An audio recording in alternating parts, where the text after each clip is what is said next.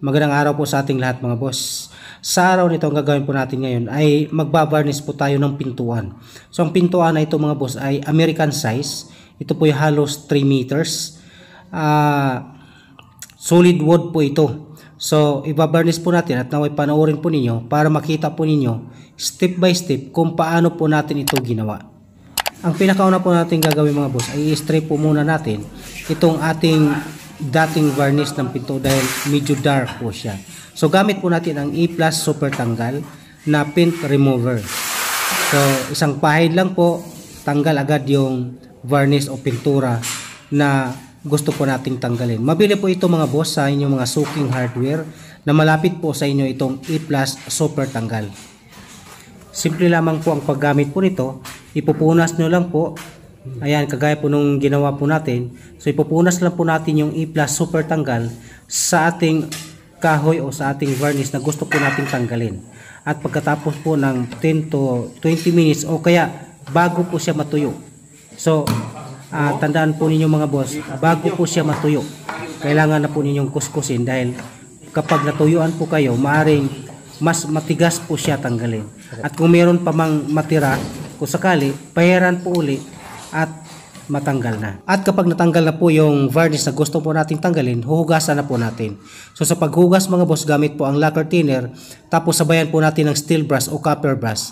Ginagamitan po talaga natin ng copper brush o steel brush dahil nga para po matanggal yung mga nasa ilalim po ng bitas ng kahoy para po madali po siyang matuyo kapag i-varnish na. At kapag malinis na po, pwede na po natin i-apply yung ating sanding sealer. So magdepende po kung ano po ang unahin ninyo, sanding sealer ba o wood stain.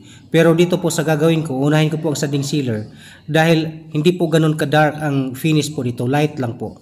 Ilang beses po ba natin patungan kapag ganitong klaseng trabaho mga boss na inauna po ang sanding sealer bago po ang wood stain?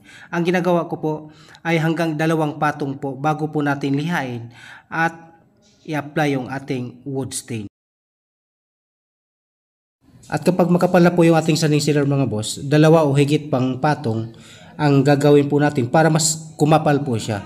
Mas makapal po ang sanding sealer, mas maganda po ang resulta. So pagka makapal na po, pwede na po nating lihain o kaya masilihan kung meron mang dapat masilihan. At kung wala na pong problema, ang gagawin po natin ay i-stain na po natin. So sa pag-stain po, kailangan lang pong hindi po natin kapalan, lalong-lalo na dito po sa gagawin ko ay hindi po dark ang finish. Light lang po. So ang gagawin ko po dito, ipupunas ko lang po siya ng manipis na manipis para po light lang po siya. At ang gagamitin ko pong wood stain po dito ay oil wood stain. At ang kulay po talaga na pinaka-base po nito ay oak o yung dilaw po. So yun po yung oak. At in-adjust lang ito ng kaunting tinting color na burnt amber. So yan po ang kulay na gagayahan po namin. Para po sa gustong mag-DIY po sa inyong mga tahanan, ang paggamit po ng oil wood stain ay pinupunas lang po siya. Pwede po, kagaya po sa ginagawa ko na sinasawsaw ko po yung basahan doon po sa wood stain, saka ipupunas. Sa pagpunas po, dapat hindi po makapal at pwede rin po paintbrush ang gamit.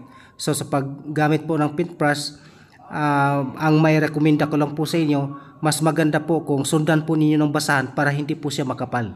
Dahil ang wood stain, kapag makapal po siya, namumuti po siya kapag i-sealer nyo na po. Pero may paraan din naman. At ngayon mga boss, dahil gumamit po tayo ng wood stain, kailangan po natin siyang ipiti ng sanding sealer. Tandaan po ninyo mga boss, kapag gumamit po kayo ng wood stain, ma-oil wood stain man yan, o ma-penetrating wood stain, kailangan niyo pong ipiti ng sanding sealer. Dahil kapag i-diretso niyo po sa pag-top coat, hindi po maganda ang resulta. So kailangan niyo munang gamitan muna ng sanding sealer bilang primer kumbaga sa pintura. So dito po sa varnish, ito po yung pinaka primer po niya bilang wood conditioner o kaya pang-ipit po sa ating wood stain para po magandang resulta ng ating trabaho. So ano nga ba ang ratio kapag nagtimpla po tayo ng ating sanding sealer? Base po sa buisin hanggang 1 up to 3% lang po na ihalo na lacquer flow sa ating sanding sealer at 20% po na lacquer thinner kung lacquer thinner po na buisin din ang ating gamitin. Pero kapag iba po ang lacquer thinner na gamitin po natin, kailangan po nating mag-adjust ng lacquer flow. dahil iba po ang timplada ng ibang brand na pintura sa kanilang lacquer thinner. So kung iba ang brand ng ating lacquer thinner, kailangan po nating magdagdag ng lacquer flow ng hanggang 10% po. So mas marami po ang lacquer flow kapag iba po ang brand ng ating lacquer thinner. So magdadagdag po tayo ng lacquer flow. Kapag makapal na po yung ating inipit na sanding sealer doon po sa ating wood stain, so ang gagawin po natin, lihain po natin at bulihin. At pagkatapos nun, pwede na po nating i-adjust ng kulay. So ang ginagawa ko po ay ina-adjust ko na po yung kulay. Sa pag-adjust po ng kulay, hindi po malakas ang hangin, mahina lang po. At siyempre, huwag niyong idikit yung inyong, o huwag po ninyong lapitan ang inyong spray gun doon po sa target. Kapag nag-adjust na po tayo, medyo layuan nyo lang po ng kaunti para po makita po ninyo kung gaano na po ka-dark yung inyong ginagawa. So paano nga ba tayo mag-adjust mga boss kapag nag-varnish po tayo? Magdepende po yan kung ano po ang gamit po natin ng wood stain. Dahil kapag penetrating wood stain po ang gamit natin, dapat penetrating wood stain din po ang ating i-adjust. At dito, ang ginamit po natin ay oil wood stain. So ang ginagawa ko po dito mga boss ay oil wood stain din po ang aking in-adjust. Hinalo ko lang po siya sa sanding sealer, nilagyan ng lacquer flow at lacquer thinner. Pwede rin po magtimpla po kayo ng tinting color dun po sa inyong sanding sealer. At yun po ang ibuga ninyo kapag nalagyan nyo na po ng lacquer flow at lacquer thinner. At kapag natapos na po natin i-adjust yung kulay, siyempre, kailangan po natin muling patungan o ipitin ng sanding sealer. Dahil nga, ay pa sinabi ko po sa inyo, kapag merong wood stain, kailangan po talaga nating patungan ng sanding sealer. Mas maganda po ang resulta kapag mas makapal po ang sanding sealer kung tayo po ay magbabarnish.